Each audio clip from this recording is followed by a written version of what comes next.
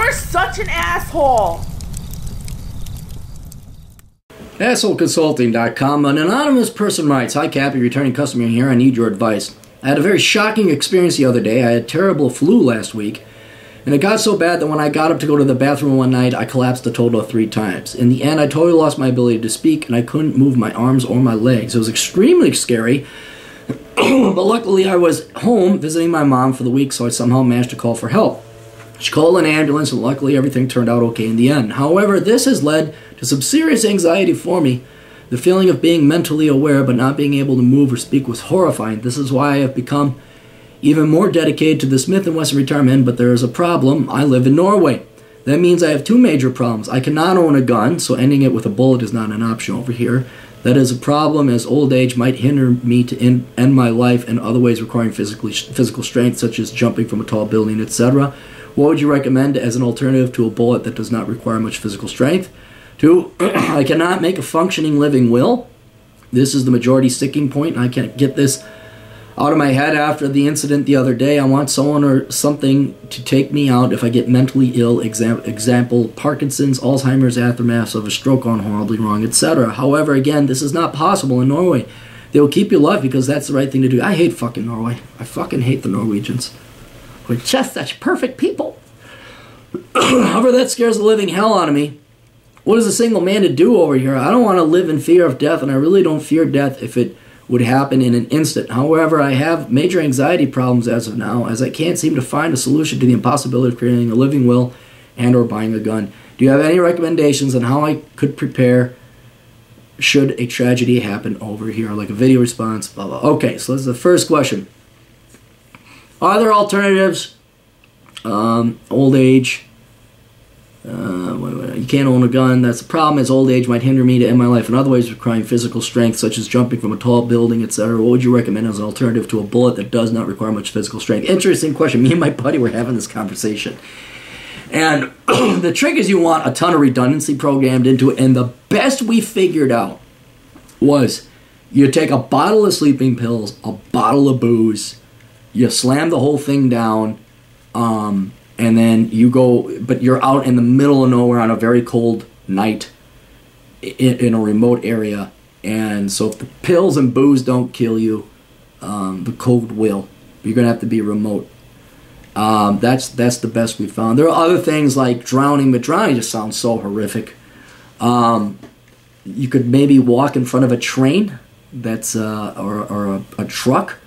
The problem in walking in front of a truck is that you're going to kind of scar the person who's driving the truck and certainly the guy driving the train.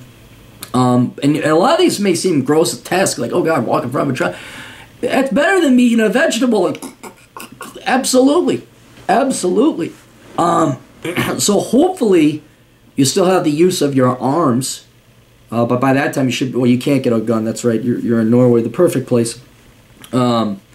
But you should be able to, like, poison yourself somehow and knock yourself out with a ton of booze.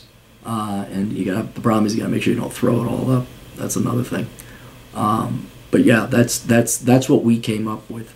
But then you also got to remove yourself, because then once you pass, oh my God, Tom! His name's not Tom. Tom, we gotta get him. And then they're pumping your stomach, and then you're really fucked up. Like, how much did the sleeping pills? Like, how many organs did that shut down? But they barely resuscitated you. So I understand. So you got to be out in the middle of nowhere. So let's say though you're physically incapable of doing that.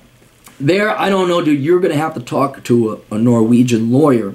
But what I would do is I would have a pact with a good friend. See, in the United States, you can have a living will. And thankfully, our states, I think 5 of them now, allow for euthanasia, allow you to kill yourself. So I have it in my living will, 3 people, that if this person can't kill me, then this person will. And this person can't, then that person will. And the last guy, he's kind of an asshole friend. I'm like, dude, will you fucking take me to Oregon, which is one of the states that has euthanasia, or Montana, and make sure I'm bumped off? And he's like, yeah. So I got my lawyer, one of my best friends, and this asshole friend. He's like, yeah, dude, I'd totally kill you. Absolutely. And so that's under the assumption, like, I can't drive, I'm incapacitated somehow, stuck in a wheelchair, other people won't let you, but it's got to be a secret. You got to have, like, this contract with your buddy. Now, you could come to the United States if you want, but thankfully, I looked it up. There are countries much closer to you, so you don't have to fly to the United States. So here, and this is from 2015, the BBC did do a pretty good job on this. So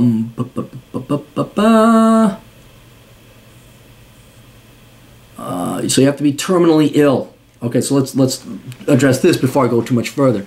They differentiate between terminally ill and you being in pain. All right. For example, let's say you're paralyzed from the neck down. You are not terminally ill. So in the United States, the United Kingdom, it's terminally ill only. Debated in the UK. There are other countries where it just has to be insufferable pain. So let me kind of read through this here. Euthanasia, okay, we know that. I used to think it was euthanasia. People used to talk about this a lot in the 80s when I was a kid. I'm like, why are they talking about young people in Asia all the time? And I'm like, oh, that's what it is. Assisted dying is usually used in the US and the UK as a means-assisted suicide for the terminally ill only, as example in the assisted dying bills recently debated in the UK. Where are these practices permitted? The Netherlands, Belgium, and Luxembourg permit euthanasia and assisted suicide. Switzerland permits assisted suicide if the person assisting acts unselfishly. Colombia permits euthanasia. California has just joined the United States of Oregon, Washington, Vermont, and Montana and permitted assisted dying. Canada will permit euthanasia and assisted suicide from February 2016. Netherlands. Okay, so here are the details. In the Netherlands, euthanasia and assisted suicide were effectively legalized for the use of the defense. Oh no, I'm just, of course, changing law. Must the person be suffering? Okay, here we go. In the Netherlands, the patient's suffering must be unbearable with no prospect of improvement. The suffering need not be related to a terminal illness and is not limited to physical suffering such as pain. It can include, for example, the prospect of loss of personal dignity or increasing personal deterioration or the fear of suffocation. The Belgian law is similar. The patient's suffering must be constant and unbearable, resulting in a serious and incurable disorder. There's no requirement that the patient be diagnosed with a terminal illness, although additional checks are imposed if the patient is not terminally ill. In Canada, patients will qualify for assistance if they have a grievous and irremediable medical condition that causes enduring and intolerable suffering.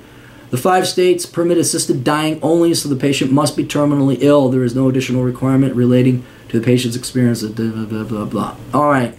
And I'll put the link down below, even though I say I don't, I will this time. So that's basically, it looks like Belgium and the Netherlands is your best bet. And so the states, it depends. Like if you're terminally ill, cool, go there. But if you're quadriplegic, yeah, you can't come to the United States. I would also then further investigate whether they will allow a non-national to kill themselves on their land. That's another thing you might want to look into. But yeah,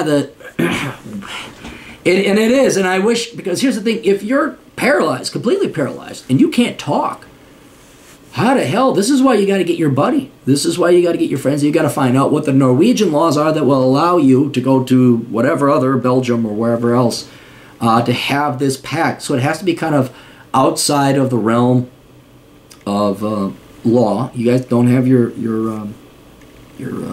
what's it called? Your living wills, because Norway just knows so much better.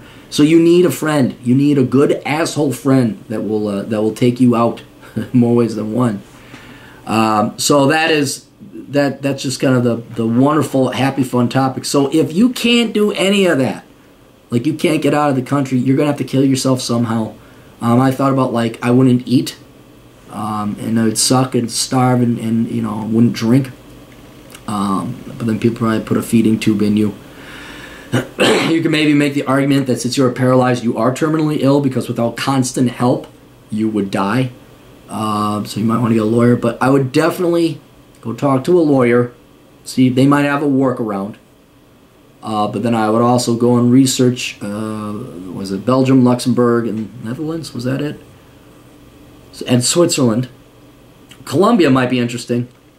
And kind of get together a game plan. And, like, you know, and then if your buddy dies, or he happens, you know, keep in mind, you might outlive your buddy, you're going to have to find another person. So like me, I got 3 people. But yeah, you're definitely going to want to talk to a Norwegian lawyer and see what they recommend. And then once he says, I think it's going to be this country, then go and find out what the law, even hire a lawyer down there and find out. Because, boy, that's worth dropping a couple $100. But for me, yeah, if I still have my hands but I don't have a gun, it's the sleeping pills. Or if I can still walk and I don't have a gun, it's jumping off a building, or walking in front of a train. A train, I think the conductor would feel a little less guilty, because how do you stop this big immovable object? A truck, the semi guy is going to try to dodge, and that's another thing. You're going to put other people at risk if you're walking in front of a semi truck. So go in the middle of nowhere where a big freight train comes through and splat. Otherwise, yeah, then they get, and they don't get as fun. Drowning, that doesn't sound fun. I don't like, people say slice your wrist. I don't like blood. Don't you have hunting guns? Can you do hunting, get a shotgun or something like that? Are all guns really banned in Norway? Really?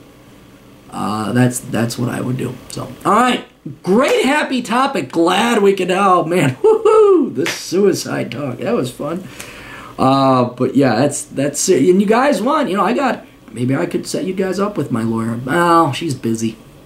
She may not want the traffic or the business. So, all right. Oh, by the way, any lawyers down below who happen to be watching this internationally or domestically, would love to hear your opinions down here, because I've only thought it through so far, and it's better to have a lot of brains working on this than just one, because I think I got a pretty good deal for myself.